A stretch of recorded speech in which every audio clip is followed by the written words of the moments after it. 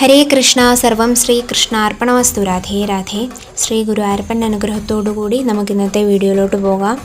നവരാത്രിയുടെ 7ാം ദിവസമായ ഇന്ന് ദേവിയെ കാളരാത്രി രൂപത്തിലാണ് ആരാധിക്കുന്നത്. കാളരാത്രി എന്ന നാമം സൂചിപ്പിക്കുന്നത് രാത്രിയേക്കാൾ ഇരുണ്ട നിറമുള്ളവൾ എന്നാകുന്നു. ചണ്ഡമുണ്ട എന്ന അസുരനെ വധിക്കാനായാണ് ദേവി അവതരിച്ചത്. ദേവി ദുർഗയുടെ ഏറ്റവും ഭയാനകവും രൗദ്രരൂപവുമാണ്. എന്നാൽ ഭക്തർക്ക് ദേവി എല്ലാ ദുരിതങ്ങളിൽ നിന്നും മോചനം നൽകി അനുഗ്രഹിക്കുന്നു. കറുത്ത നിറവും ജട പിടിച്ച മുടിയും ത്രിലോചനങ്ങളുമുള്ള ദേവിയാണ് കാളരാത്രി. ഭക്തരെ അനുഗ്രഹിച്ചുകൊണ്ടും വാളും ആയുധവും ഏന്തിക്കൊണ്ടും ദേവിക്ക് 4 കൈകളാണ് ഉള്ളത്. ദേവിയുടെ വാഹനം കഴുതയാണ്. ഈ ദിവസം ദേവിയെ ആരാധിക്കുന്നതിലൂടെ ഭക്തരുടെ ഭയവും ക്ലേശങ്ങളും അകലുമെന്നും ശുഭകരമായ കാര്യങ്ങൾ ജീവിതത്തിൽ സംഭവിക്കുമെന്നും വിശ്വസിക്കുന്നു. അതിനാൽ തന്നെ ശുഭകാരി എന്ന് ദേവിയെ വിളിക്കുന്നു.